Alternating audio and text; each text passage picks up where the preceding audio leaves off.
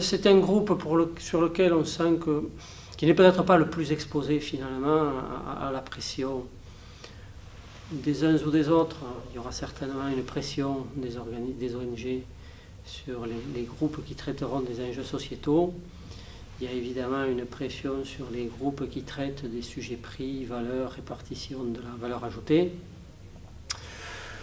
On sent que celui-ci peut travailler dans des conditions peut-être un peu plus sereines. Et ensuite, il y a pratiquement toutes les filières, ou en tous les cas une bonne part des filières que nous avons dans ce pays. Alors chacune a ses spécificités, mais on retrouve quand même beaucoup de points communs. En tous les cas, de la part de toutes, on retrouve cet objectif d'être présent sur ces marchés export pour deux raisons. La première, c'est que on est dans un marché européen qui est mature maintenant et que si on veut trouver des leviers de croissance, il faut aller chercher ailleurs. Les pays émergents sont de véritables nouveaux marchés aujourd'hui. On n'est plus du tout dans la logique où on subventionnait à l'export des excédents. On est maintenant dans des marchés qui peuvent s'inscrire dans la durée et qui peuvent, au moins pour partie, être rémunérateurs.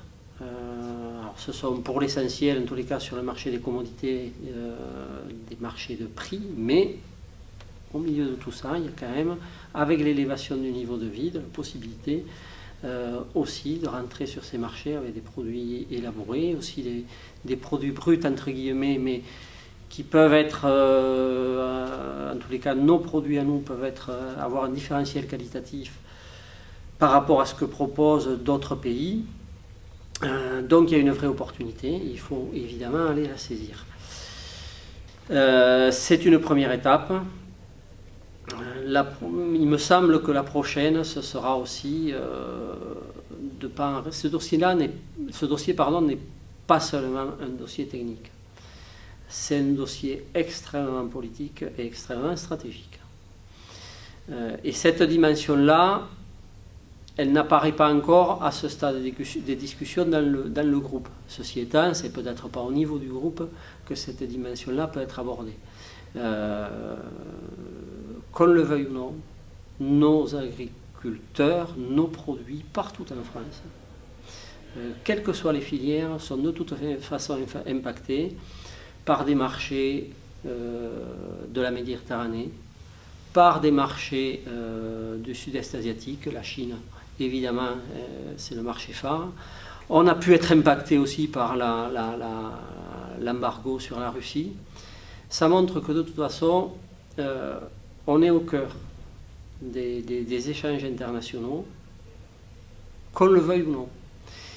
Et qu'en plus, il y a très souvent des liens avec des enjeux géostratégiques. Bref, la dimension stratégique de l'export et de l'export d'agroalimentaire, c'est quelque chose que nous croyons, nous, incontournable.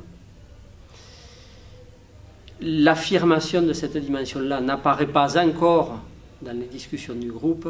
Peut-être il faut attendre à la fin, d'une part. Et puis, de toute façon, si ce n'est pas au niveau du groupe que ça apparaît, ben, il faudra taper plus haut. Je pense que les ministères de l'Agriculture et des Affaires étrangères, et c'est bien celui-ci, ce dernier, qui a la charge du commerce extérieur, et bien évidemment, peut-être un jour, aller voir, interpeller le président de la République.